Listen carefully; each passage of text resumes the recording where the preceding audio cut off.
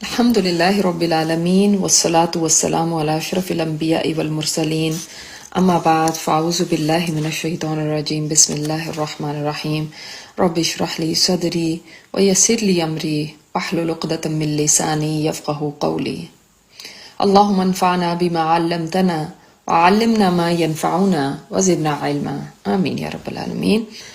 استغفر اللہ۔ اب مسلمانوں میں جیسے آج سینٹیمنٹل لوگ ہیں اسی طرح اس وقت بھی یہ ایموشنل لوگ، کچھ لوگ ان کے ساتھ لگنے شروع ہو گئے، کیونکہ ان کی تو دیکھیں 2000 لوگ تو ان کو چھوڑ کے چلے گئے تھے، اب ان کو بھی تو نئی ریکروٹمنٹ چاہیے تھی نا۔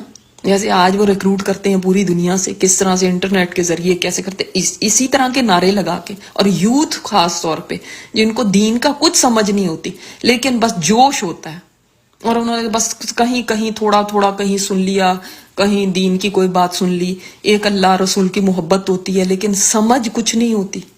دیکھیں ایک فقیہ میں اور ایک حافظ میں بھی فرق ہے۔ اب آپ دیکھیں حضرت عبداللہ بن عباس نے جب ان کے ساتھ ڈیبیٹ کی ہے تو وہ لوگ سارے حفاظ ہیں، قراء ہیں، قرآن کو پڑھنے والے، لیکن ایک سمجھ جو ہوتی ہے نا وہ ضروری ہے، اور سمجھ عبداللہ بن عباس میں تھی، اور انہوں نے کیسے ان کو جواب دیا۔ دوسری طرف والے جتنے بھی قرآن پڑھنے والے ہوں لیکن سمجھ نہیں تھی۔ سمجھنا ضروری ہے، ان ڈیپتھ سمجھنا ضروری ہے، اور صرف عربی سطحی طور پہ پڑھ لینا بھی کافی نہیں ہے۔ ہم تو خیر اس سے بھی آ رہی ہیں اور عربی تک نہیں سمجھ رہے ہوتے ہیں، پھر بھی وہ لوگ ایسے بچے ایسے لڑکے لڑکیاں جا کے ان سے ملنے شروع ہو جاتے ہیں، کچھ دین کی سمجھ نہیں ہے۔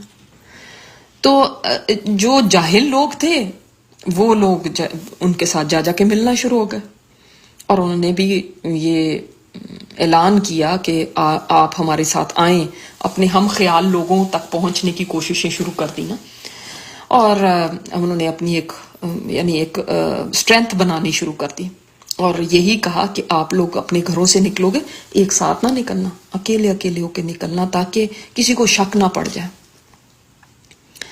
تو ان کا یہ خیال تھا کہ ہم ان سے چھپا لیں گے اپنے گھر والوں سے یا اپنے لوگوں سے، تو چھپ کے نکلیں گے تو کسی کو نہیں پتا چلے گا، آسمان و زمین کا رب تو جانتا ہے نا۔ ان کا یہ عمل کبیرہ گناہ تھا، بہت بڑی غلطی کر رہے تھے وہ۔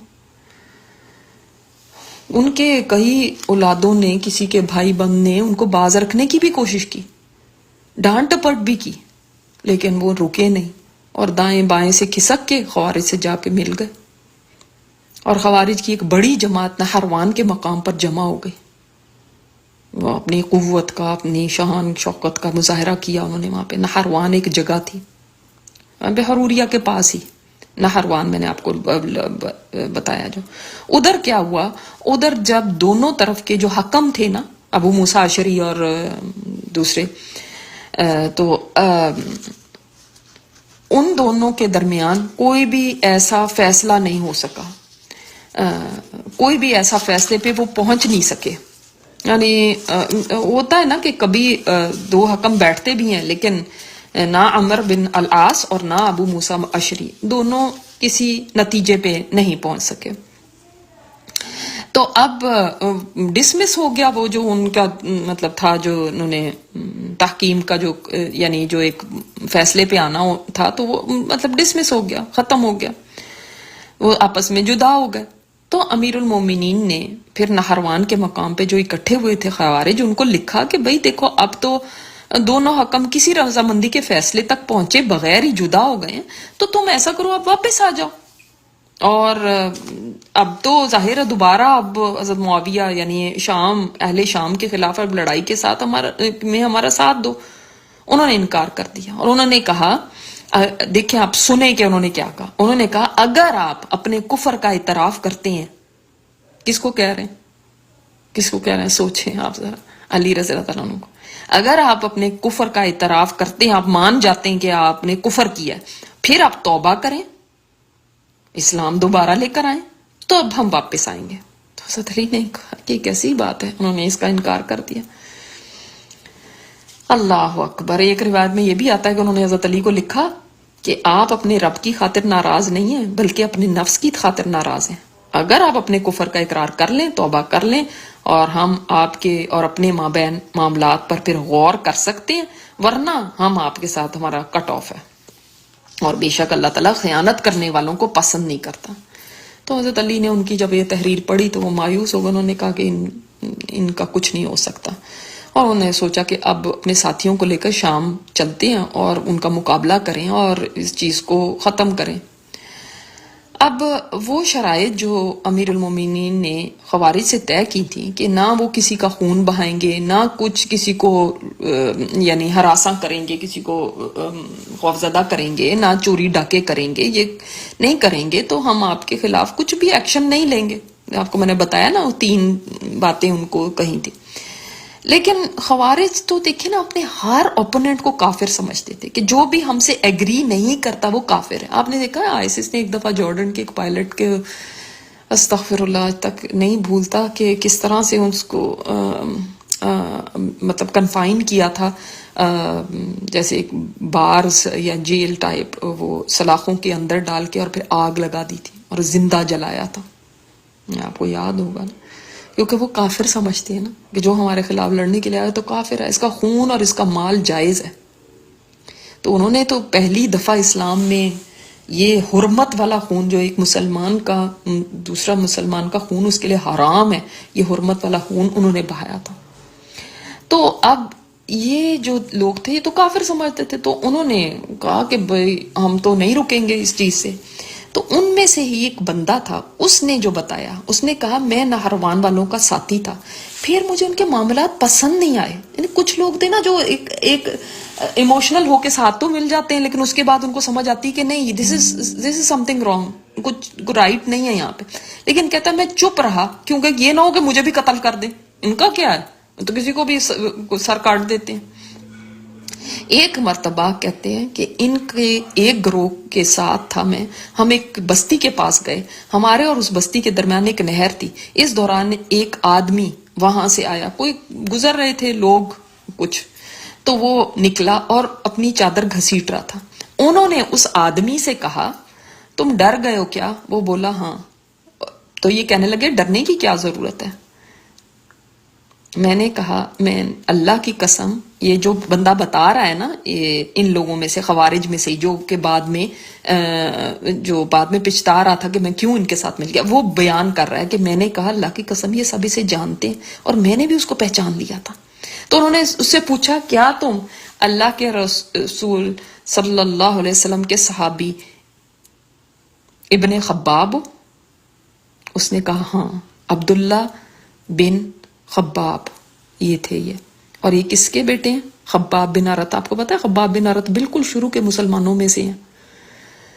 اللہ اکبر، جو ایک عورت کے غلام تھے اور پھر کیسے وہ ان کو کوئلوں پہ لٹاتی تھی، ان کے بیٹے. انہوں نے پھر پوچھا کیا تم اپنے باپ سے کوئی حدیث بیان کرتے ہو جو انہوں نے نبی صلی اللہ علیہ وسلم سے سنی ہو؟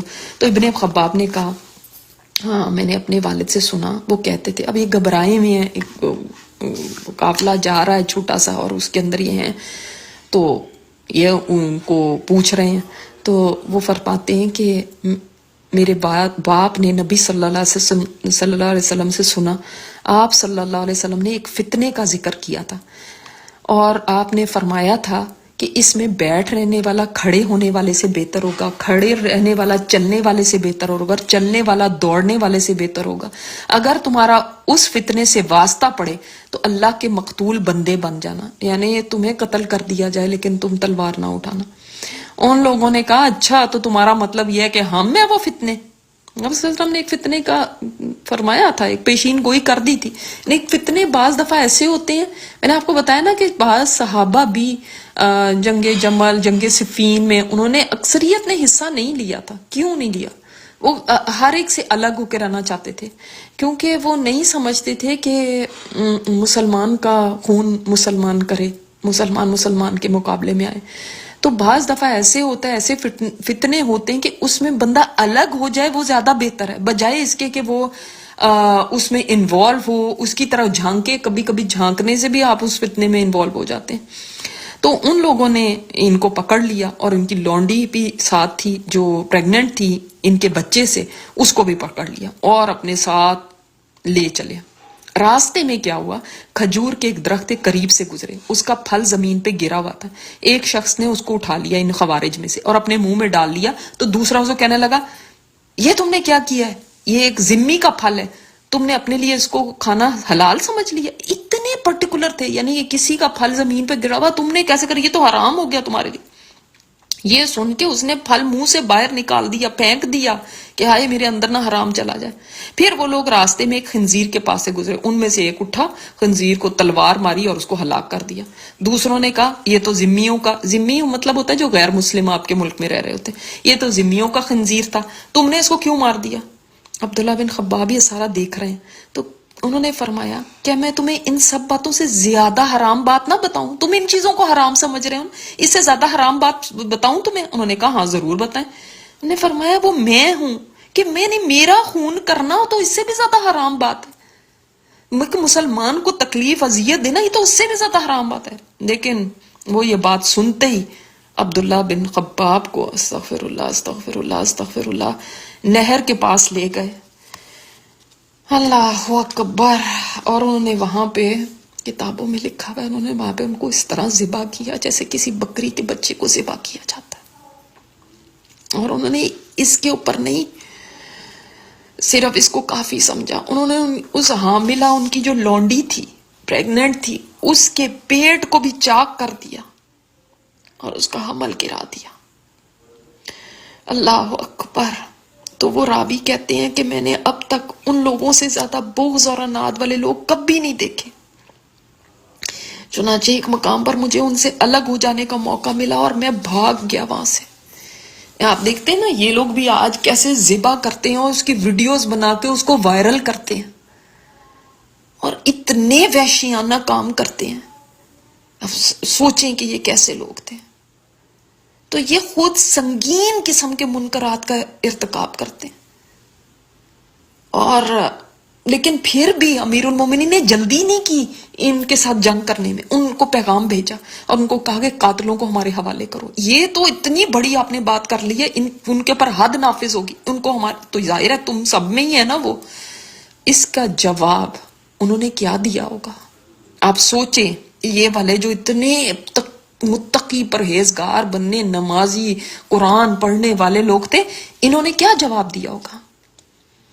آپ سوچ بھی نہیں سکتے کہ انہوں نے کیا جواب دیا. انہوں نے بڑے تکبر سے کہا آپ قاتل مانگتے ہیں؟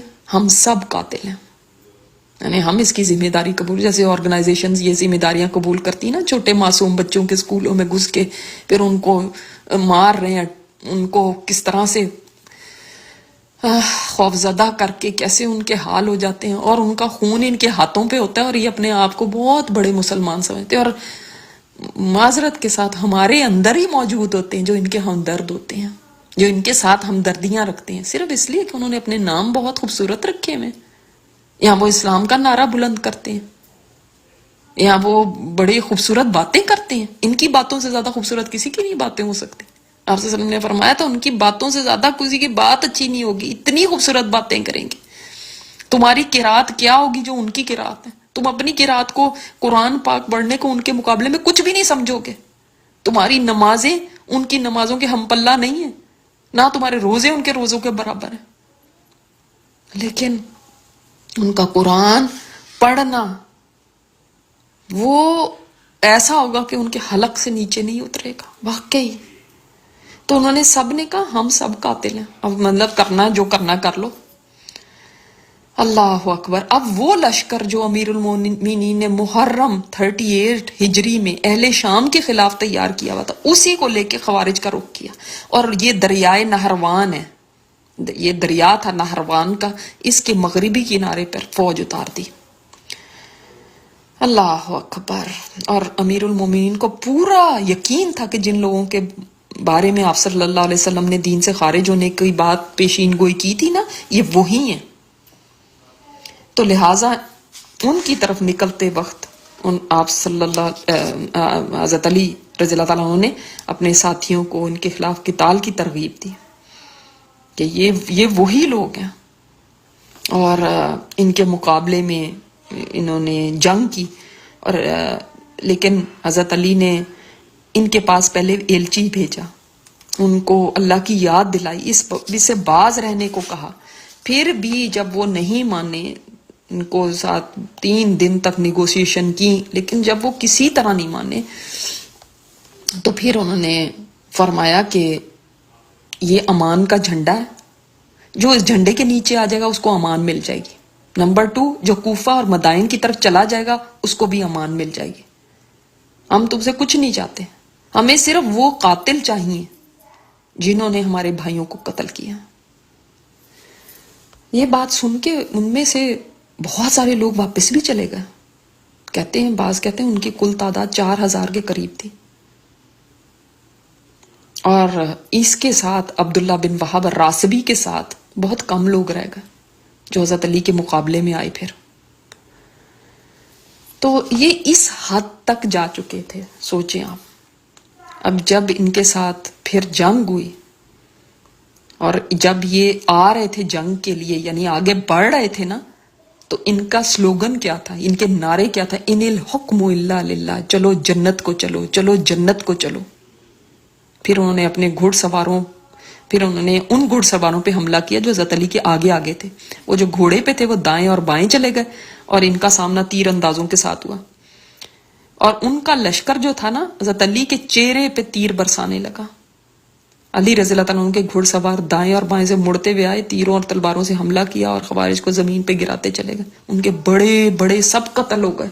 ابو ایوب انصاری بھی اس جنگ میں شامل ہوئے تھے، تو انہوں نے فرمایا کہ میں نے خوارج میں سے ایک شخص کو تیر مارا، تیر اس کی پیٹھ میں پیوست ہو گیا۔ میں نے اس سے کہا، اے اللہ کے دشمن، تجھے جہنم کی نوید ہو۔ تو وہ کہنے لگا، تمہیں پتہ چل جائے گا ہم میں سے کون جہنم میں جانے کا زیادہ حقدار ہے۔ اللہ اکبر، یعنی کہ تم ہو۔ آپ کو پتا ہے ابو ایوب انصاری کون تھے؟ کون سے صحابی ہیں جو آپ صلی اللہ علیہ وسلم کے ہوسٹ بنے تھے جب آپ مدینہ آئے تھے؟ میزبان۔ تو خوارج کی ایک بڑی تعداد تو آپ کو پتا ہے جیسے کہ دور رہی تھی اس سے، اور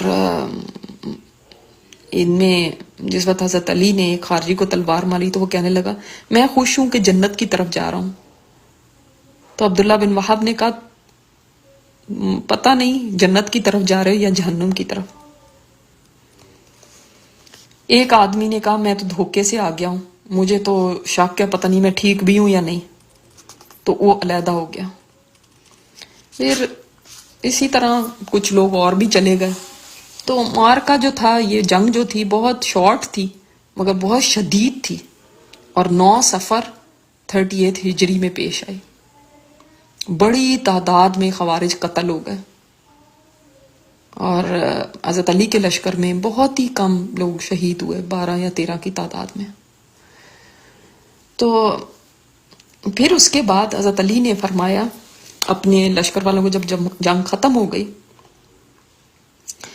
کہ جاؤ اور جا کے ان میں ایک لاش تلاش کرو، اور وہ لاش کیسی ہے کہ ایک روایت سے پتہ چلتا ہے کہ وہ حبشی ہوگا، اور اس کے ہاتھ میں نقص ہوگا، اس کا ہاتھ چھوٹا سا ہوگا کندھے سے کونی تک، اور اس کے بازو کے آگے ایک نشان ہوگا جس پہ سفید بال ہوں گے، اور اس کے بازو میں ہڈی نہیں ہے، لٹکتا ہوا بازو۔ تو وہ گئے، انہوں نے کہا ہمیں تو کوئی نہیں ملی، کیونکہ آپ صلی اللہ علیہ وسلم نے پیشین گوئی کی ہوئی تھی کہ ان لوگوں میں یہ بندہ ہوگا۔ تو حضرت علی پھر خود گئے، لاشوں کے ڈھیر کے نیچے ایک آدمی واقعی مل گیا جو ایسا ہی تھا۔ تو حضرت علی نے اللہ اکبر کہا اور فرمایا، اللہ نے سچ فرمایا اور اس کے رسول نے سچ فرمایا، سجدہ شکر ادا کیا۔ کیونکہ آپ صلی اللہ علیہ وسلم نے فرمایا تھا کہ یہ ایسے لوگ ہوں گے، ان کے اندر یہ یعنی جو باطل پہ ہوں گے، جو بدترین مخلوق میں سے ہیں، جن کے ساتھ لڑنا ہے، وہ ان میں یہ بندہ ہوگا۔ تو وہ مل گیا۔ حضرت علی نے اس دن کسی کو قید نہیں کیا، اور اعلان فرماتے رہے جو شخص اپنا سامان پہچان لے جائے۔ لوگ آ کے اپنا سامان لینے لگے۔ اور پھر آپ کو یہ بتاؤں کہ جنگ نہروان کے بعد امیر المومنین شام کے خلاف لڑائی نہ لڑ سکے، اور اس کی وجہ کیا تھی کہ حضرت علی کی اپنی فوج جو تھی وہ کمزور ہو چکی تھی۔ جب آپ دیکھ لینا، جمل ہوئی، صفین ہوئی، نہروان ہوئی، تو اور عراق والے جو تھے، یہ جو کوفہ کے تھے، یعنی عراق کے لوگ تھے، کوفہ عراق میں یہ، تو وہاں کے لوگ اکتا چکے تھے اب جنگوں سے، اور بہت سارے بچے یتیم ہو گئے تھے، بہت ساری عورتیں بیوہ ہو گئی تھیں، اور صفین کا تو کوئی یعنی ایسا کوئی نتیجہ بھی نہیں نکلا نا۔ تحکیم ہو گئی, حکم ہوں گے دونوں طرف سے, اس کے بعد کیا ہوا؟ کچھ بھی نہیں. تو لیکن اگر یہ جنگ نہ رکتی اس وقت, اس بات سے, اس تحکیم کے ذریعے اس کا معاملہ نہ ہوتا, تو بہت زیادہ اور تباہی مچتی.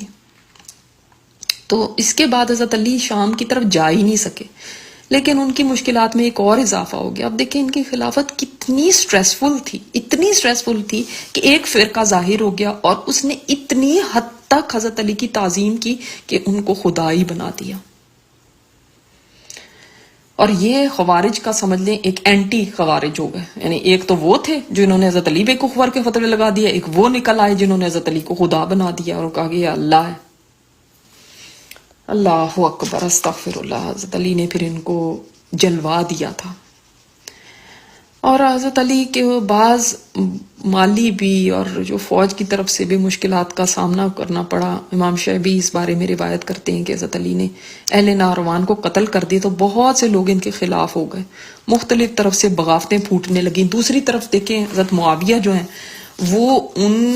وہ یہ ان چیزوں سے ان کو فائدہ ہو رہا ہے, کیونکہ حضرت علی کی فوج تو کمزور ہو رہی ہے اور ٹوٹ پھوٹ ہو رہی ہے اس میں.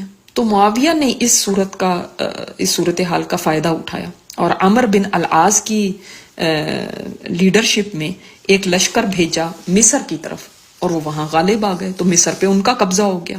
اور وجوہات آپ کو پتہ ہے نا, کیونکہ خوارج ادھر نکلے ہوئے, ادھر جنگیں ہو رہی ہیں, ادھر وہ ہو رہا ہے. پھر مصر والوں میں بھی تھے جو لوگ حضرت عثمان کے قتل کا بدلہ چاہتے تھے, اور مصر جو تھا وہ شام سے زیادہ قریب تھا, حضرت علی کے مرکز سے تھوڑا دور تھا. تو اس کا بھی ان کو فائدہ ہوا.